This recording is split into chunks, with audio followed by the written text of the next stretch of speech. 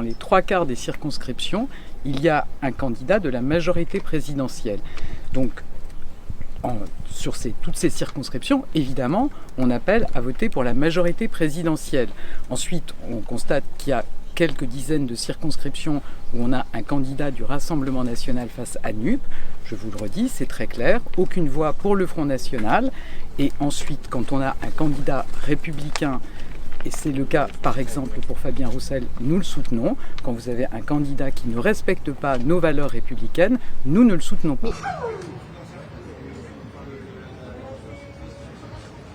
On voit bien que nous sommes aujourd'hui le seul vote utile, une opposition utile qui ne sera jamais dans les outrances ni dans les excès, mais qui sera déterminée pour voter et amender des réformes qui pourraient aller dans le bon sens et pour s'opposer durement à celles qui iront à contresens de ce que l'on souhaite et de ce qui est souhaitable pour le pays. Sur notre position, elle est conforme à la ligne qui a toujours été celle de notre famille politique. Aucune voix ne doit se porter sur les extrêmes.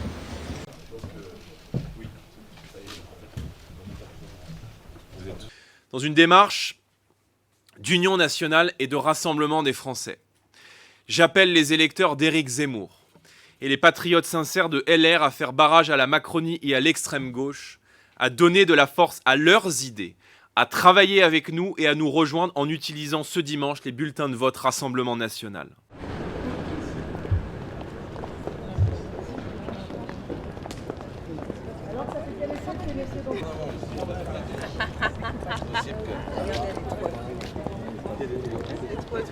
Mais il y a quand même un sentiment de grande responsabilité parce qu'être élu au premier tour, c'est avoir convaincu très fortement les gens de nous faire confiance. Et on n'a qu'une envie là, toutes les trois, et avec Alexis, c'est retourner dans nos circos ce soir pour aller remercier aussi bien les militants que les électeurs de cette confiance. Et c'est à la fois une responsabilité, c'est une belle charge qu'on nous confie là, et c'est un grand honneur qu'on nous fait là aussi.